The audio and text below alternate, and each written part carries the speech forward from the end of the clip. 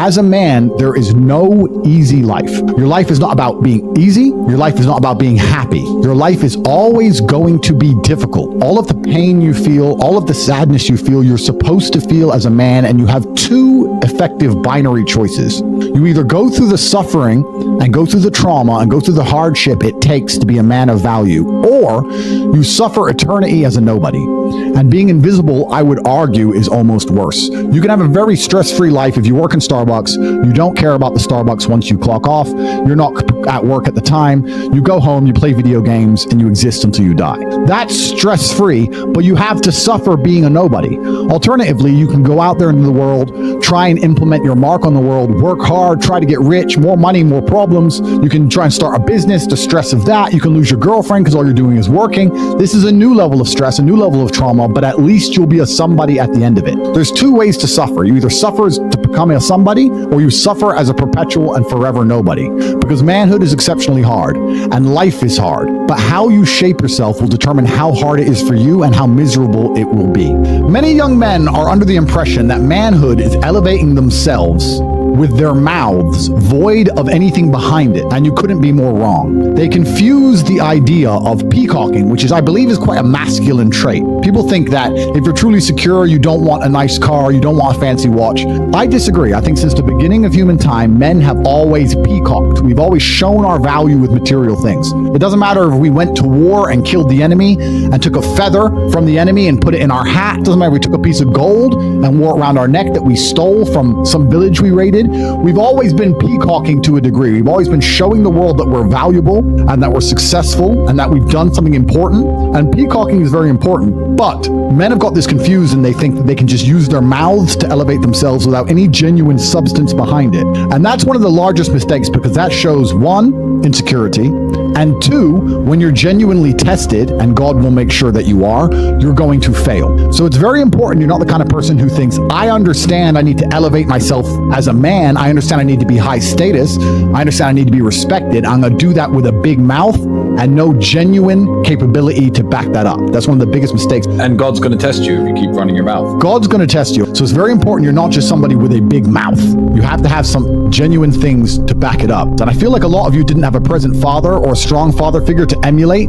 So you have no frame of reference for masculinity. So you see these idiots with a big mouth online. You think having a big mouth is going to be enough. And it's not enough for God.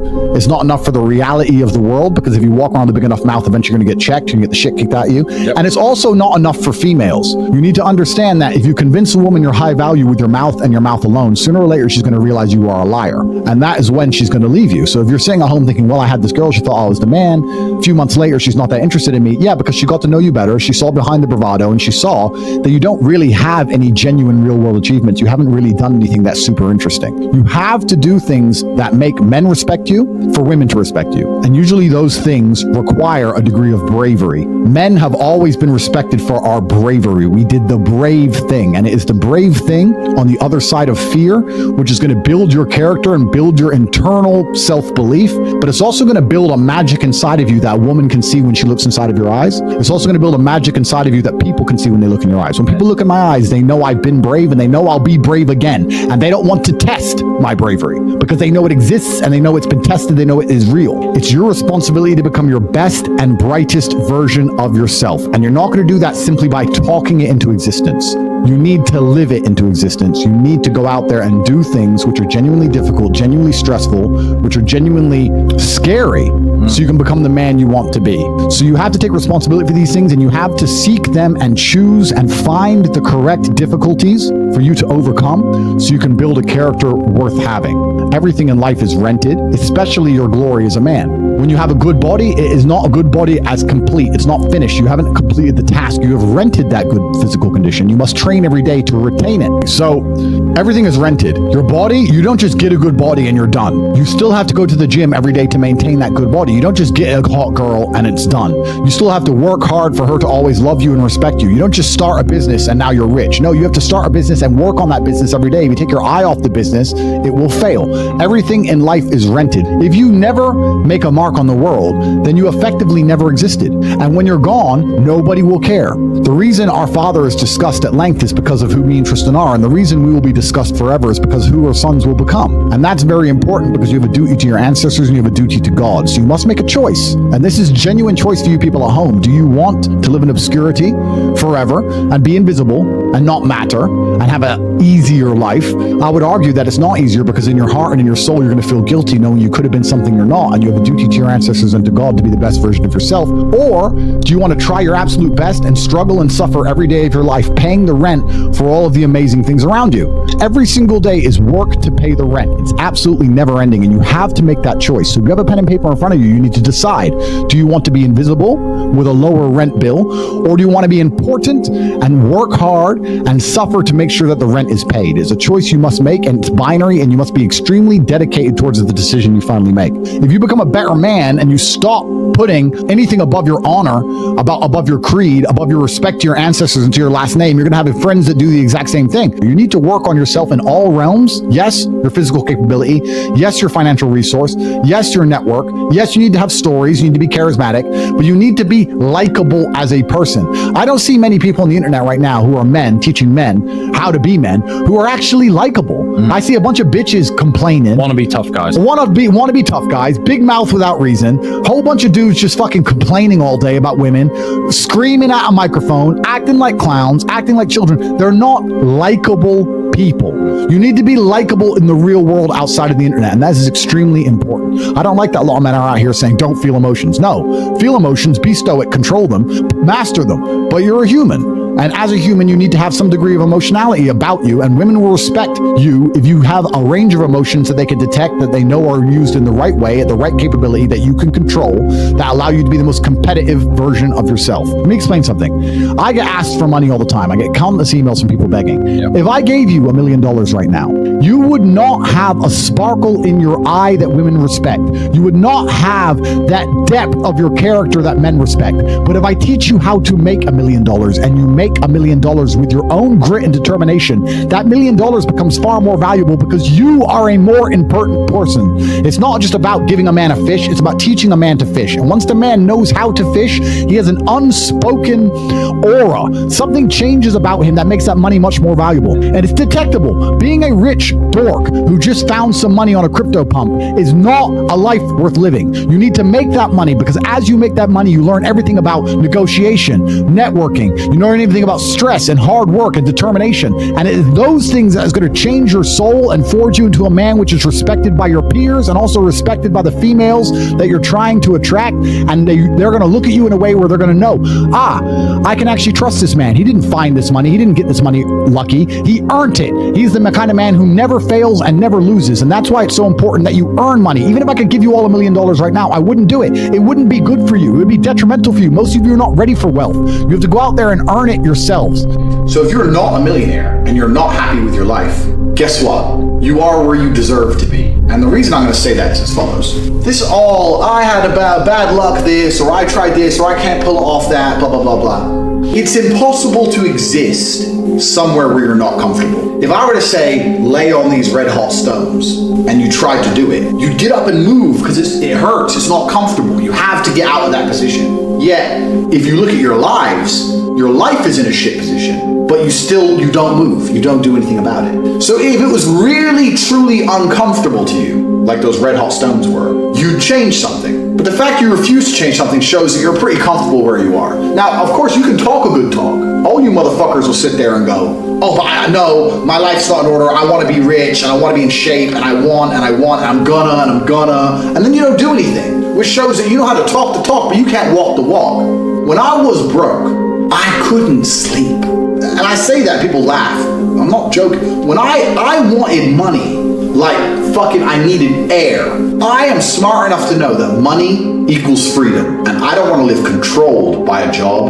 I don't want to live controlled by a government. I don't want to live controlled by nobody. I want to be free. I want to be able to go on Twitter and say what the fuck I want and not worry about losing my fucking job. I needed money. And I used to sit there and just literally my hands on my head, and people were like, what's wrong with you? I was like, I need money. I want money today. I would have been one of them cats that robbed a bank. If I didn't find money, by the time I was 40, I would have walked in there with a fucking shotgun. I'm not gonna live broke, get rich, or die trying. I understand that completely. You motherfuckers are sitting there going, oh, well, yeah, I really want to be a millionaire. And then just go to sleep. Oh, get my pillow, I'm tired. Fuck. You are not uncomfortable in your position. Same thing with physical fitness. You're a fat fuck. Oh, yeah, I really need to lose weight. I know I'm going to lose weight. Why are you fat then? Getting fat does not happen quickly. It's a slow process. You didn't fucking notice across a year. Every time you looked in the mirror, your eyes were closed. You knew what was happening, and you were comfortable being fat, because if you weren't comfortable, you would do something about it. I talk to people when their lives are all fucked up, and they're like, well, my life's all fucked up. And I'm like, yeah, well, of course it is, because you're happy for your life to be fucked up.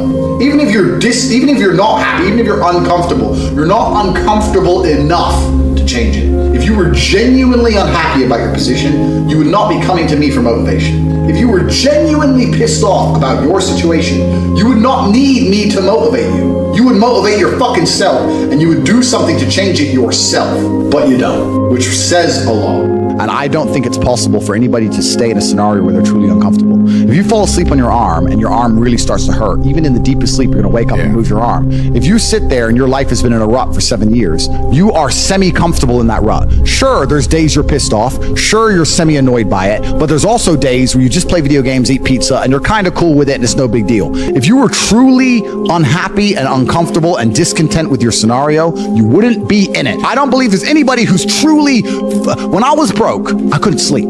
Yeah. I'm not saying that. Please understand me. When I was broke, I couldn't sleep. I'd be trying to go to bed thinking, how the fuck these people have Ferraris? I want a fucking Ferrari. I couldn't sleep. And the best way is to have, where do you find the strength when you're in these difficult situations? I always find the strength from my last name. I'm Andrew Tate. So I just have to do it. I'm in a Romanian jail cell. I wake up, there's cockroaches in my bed. They're all over my face. Well, what am I going to do? Cry? Am I bitch out? Am I going to go and sign a piece of paper and say I'm guilty? Am I going to sell my brother out? Is that what I'm going to do? Am I going to go fucking lie and put these and sell the girls out like they want me to? Am I going to stand up and say I'm sorry for saying go to the gym like a pussy? No, I'm going to take the cockroaches off my mouth. I'm going to do some push-ups because I'm Andrew Tate. When shit really gets hard, honor and courage and bravery and your last name is all you've ever had. It's all you're going to have. And it used to be like that in the olden days. That's why no one did this dumb shit. They were just too embarrassed to even do it. Absolutely all of it comes down to the fact that, especially with men, none of them are bestowed with the things that the masculine essence needs to be a good man. You need pride, you need honor, you need a healthy level of ego, you need all of these things. We're taking it all from boys, and what are we giving them instead? Video games? And what do you expect of these people? What do you expect of these shit versions of men besides trash output? There's another thing people don't understand about me and my message. Sometimes I sit here and I say things that piss people off because that's how you trigger people to make action. I have often written emails or done videos especially to men when I want to help men, to piss them off. You're a loser. You're a dumbass. Andrew, why do you mean? Because you're not going to go to the gym unless I tell you you're a fucking loser. And you are a loser, and I'm not lying to you. You are a loser. The emotional trigger you need to get up off that chair is the fact that you're not important, nobody cares who you are, any girl you're ever in love with I could take, and you're insignificant. And when you die, nobody's interested. That's your fault. You could have been something else. You did that. You failed. I think that as a man, there's always going to be a degree of pain and suffering in your journey. I don't think you're ever going to become a successful man or be good at being a man without pain and suffering. And there's many times in my life where something terrible happened to me, and at the time, if I could change it, I would have. But retrospectively, you kind of look back and go, you know what, that was formulative for me. That's right. That is what God decided I needed to become who I became. So all of the pain and all the suffering I've ever gone through in my life ended up, in the end, building me into the person I am, and I'm proud of who I am. It all comes down to who you are as a man. The only answer is masculine excellence. There's nothing you can do besides hard work, accept the trauma and pain and suffering, and work harder than everyone else around you worked. Because life as a man is pain and suffering. And when I say that, because you're never going to be a good man or good at being a man without pain and suffering. You're going to have to go through a bunch of shit and have a terrible life to become a good man. I think you should embrace that and accept it. And I think that the correct mental model for men to have is a degree of stoicism and not to be too concerned with even how they feel. But my worldview is that action always wins. Momentum, speed, power, forward, forward, forward. Anyone who's done business with me knows the first thing I say is, okay, good idea. How quickly is it done? The sooner it's done, the sooner it makes money. If it takes 2 days instead of 1 day, that's one extra day we've lost we can never make money during. You want to be a millionaire, do things quickly. Action wins. Therapy is not action. Therapy is sitting and crying and complaining. Talk is not action. A fucking chit chat isn't action. Action is doing something. If you feel depressed, you go to the gym. You do something. You don't sit and cry about it. Oh, I feel depressed. Let's go sit and have a talk. Words don't count as action, not in the harsh realm of reality. So So that's one of the first problems I have with therapy. The second problem I have with therapy is therapists don't want you to get better. Therapists want little piles of goo they can poke at, little weak individuals they can just poke at and ask stupid questions to. We're going to pay an hourly rate forever. It's not in their business model to improve your life. It doesn't make any sense. They just want to sit there and let you just talk shit as long as it takes. What's crazy about this is, how can you go and sit in front of a therapist and not cross your mind that this therapist has a bullshit life anyway? All these therapists are getting divorces and cheating on their fucking wives and are just as depressed as you. If therapists understand psychology so well, why are they not all living these perfect, ideal lives? Well, they're not, because they don't know shit. The idea that therapy is somehow necessary